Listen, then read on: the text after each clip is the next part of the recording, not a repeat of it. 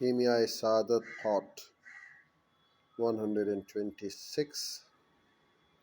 پھر وہاں سے اس مقام پر پہنچے گا جس کو وادی محسر کہتے ہیں۔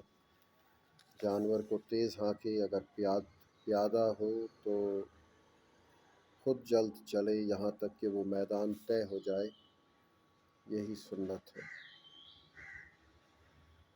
پھر صبح عید کو کبھی اللہ اکبر کہے، کبھی لبیک، جب تک اس بلندی پر پہنچے جسے جمرات کہتے ہیں، اس سے گزر کر اس بلندی پر پہنچے جو قبلہ رو ہونے سے راستے کے داہنے پر واقع ہے۔ اسے جمرات العقبہ کہتے ہیں۔ جب آفتاب ایک نیزے پر بلند ہو، 7 پتھر اس جمرہ میں پھینکے اور قبلہ کی طرف منہ رکھنا اولا ہے۔ یہاں لبیک کے بدلے اللہ اکبر کہے اور پتھر پھینکنے کے وقت یہ کہے، اللہم تصدیقا بکتابک تباعا لسنت نبیک۔ یا اللہ، یہ پتھر پھینکنا تیری کتاب کی تصدیق ہے، تیرے نبی کی سنت کی اتباع ہے۔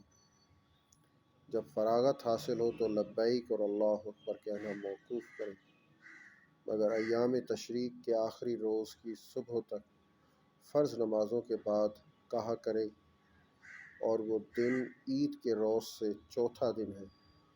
پھر اپنی فرودگاہ کو جا کر دعا میں مشغول ہو، پھر اگر کرنا ہے تو قربانی کرے اور اس کی شرطیں لحاظ رکھے، اور اس وقت بال منڈوائے جب سنگ اندازی اور منہ تراشی اس دن کر چکا ہو تو ایک تحلل اسے حاصل ہوا اور ممنوعات احرام مباح ہو گئے مگر جمع اور شکار۔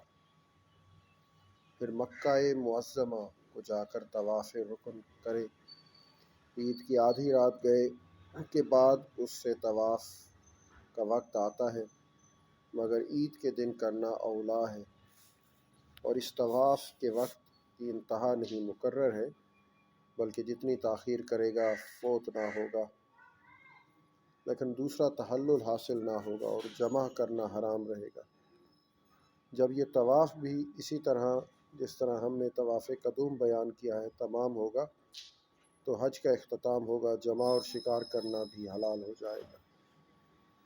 اگر سعی پہلے کر چکا ہے تو پھر نہ کرے، ورنہ سعی رکن اس طواف کے بعد کرے، اور جب پتھر مار چکا ہے تو بال منڈوا چکا، طواف کر چکا تو حج تمام ہو گیا اور احرام سے باہر ہو گیا۔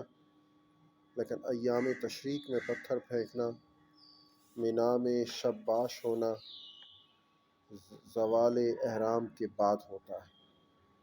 جب طواف اور سعی سے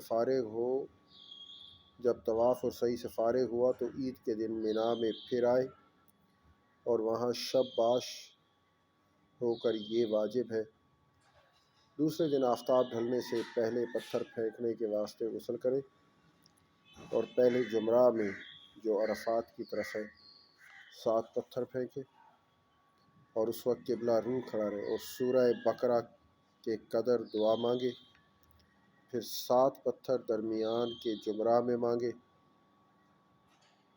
پھر 7 پتھر درمیان کے جمرہ میں پھینکے۔ I beg your pardon please, I've got a correction here. اور پھر 7 پتھر درمیان کے جمرہ میں پھینکے اور دعا کرے، پھر 7 پتھر جمرات العقبہ میں پھینکے، اس رات کو مینا میں مقام کرے اور پھر عید کے تیسرے دن بھی اسی ترتیب سے 21 پتھر ان تینوں جمروں میں پھینکے۔ اگر چاہے تو اسی پر اقتصار کر کے مکہ معظمہ کو جائے، اگر غروب آفتاب تک ٹھہرے گا تو اس رات کو مقام بھی واجب ہو جائے گا اور دوسرے دن پتھر پھینکنا بھی۔ حج کے تمام بیان یہی ہے جو مذکور ہے۔ عمرہ کا بیان۔ جب عمرہ کرنا چاہے تو غسل کر کے احرام کے کپڑے جیسے حج میں پہنتے ہیں پہنے اور مکہ معظمہ سے نکل کر عمرہ کے میقات تک جائے، اور جعرانہ اور تنعیم اور حدیبیہ ہے، وہ جعرانہ اور تنعیم اور حدیبیہ ہے، اور عمرہ کی نیت کرے اور کہے لبیک بعمرۃ ترجمہ: حاضر ہوں میں عمرہ کے ساتھ۔